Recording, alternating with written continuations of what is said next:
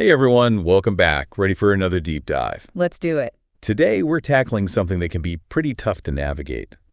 Child support agreements. We'll be using an episode of the podcast, Crafting Child Support Agreements, to guide us through it. Great choice. It's a topic that's so important for, well, anyone going through separation or co-parenting, really. Exactly. And we want to break it down so it's easy to understand, even if you're not a legal expert. Cut through all that jargon and get to the stuff that really matters. Absolutely. We'll be talking about why these agreements are crucial, what absolutely has to be included, and the different ways you can actually go about creating one. Because, it's not always about going to court. Right, there are options. So first things first, what exactly is a child support agreement? It's more than just, figuring out who pays for what after a separation. Yeah, it's definitely more than that. It's a legally binding document that outlines the financial support a child receives when their parents aren't living together. Basically, it's there to make sure the child's needs are met no matter what's going on with the parents' relationship. Okay, that makes sense. But let's say everyone's on good terms, things are amicable. Why not just have a casual agreement? Why bother with lawyers and all that official stuff? Well, because life can be unpredictable, Things happen. Having a formal agreement protects both sides. Like, imagine if one parent suddenly loses their job, or there are unexpected medical expenses for the child. A clear agreement helps avoid those messy he said, she said situations. Right. Less drama, less conflict. Exactly. It keeps things clear and minimizes potential battles, which ultimately benefits the child most of all. Absolutely. So conflict reduction and clarity are key.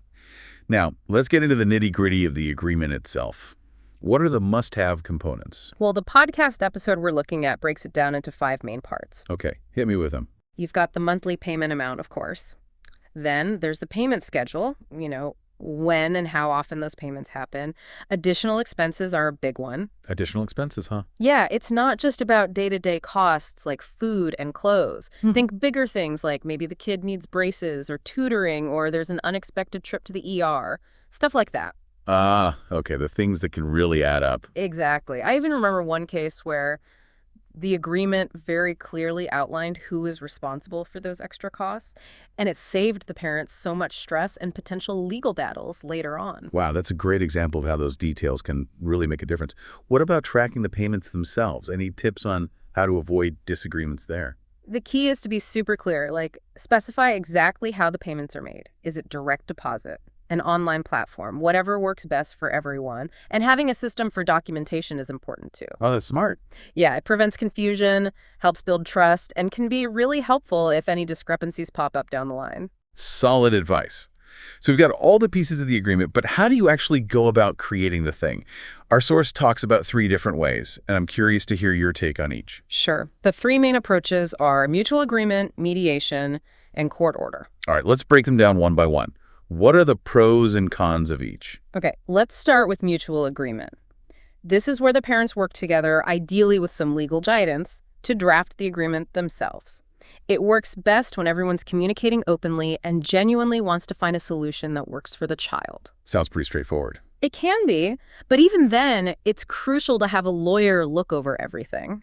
Things change, emotions can run high, and what feels fair in the moment might not always feel that way later on. Got it. So even with the DIY approach, legal counsel is still a must. Okay, what about mediation? Mediation can be a great option if parents are having trouble reaching a consensus on their own. It involves a neutral third party, the mediator, who helps facilitate those tough conversations. Like a referee, sort of? Yeah, kind of. They help everyone identify common ground and work towards an agreement that everyone can live with. It's usually less adversarial than going to court, which saves time, money, and a lot of emotional energy. I bet. Sounds way less intimidating than facing a judge. But I imagine there are some situations where going to court, getting that court order, is unavoidable, right? Yeah, unfortunately that's true. When parents just can't agree, or if there are concerns about safety or abuse, going to court might be the only way. In those cases, a judge looks at all the evidence and makes a ruling based on what's best for the child and the specific laws of the state. So it's kind of a last resort. Exactly. It's there to provide a solution when other avenues have failed. Okay, so we've covered the what, the why, and the how of child support agreements. But let's bring it back to our listeners. Why should they care about all this? What's the takeaway for their lives? Well, think of it this way. A well-crafted child support agreement is so much more than just a piece of paper, a legal document. It's really a foundation for healthy co-parenting. It's a roadmap for minimizing conflict. And ultimately, it's a way to ensure that the child's well-being is at the center of every decision. And knowing your rights and responsibilities within that agreement gives you the power to navigate this whole thing with more confidence.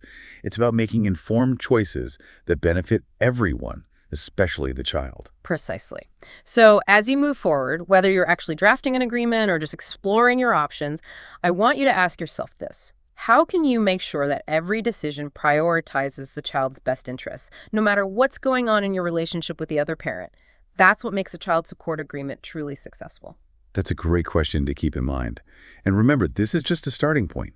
If you want to learn more, keep digging, seek out resources, talk to experts. The more you know, the better equipped you'll be. You've got this. Absolutely. Knowledge is power. Thanks for listening, everyone. We'll see you next time for another deep dive. If this podcast helped you, don't forget to like, comment, and subscribe. Your support helps us keep making these videos. Thanks for watching.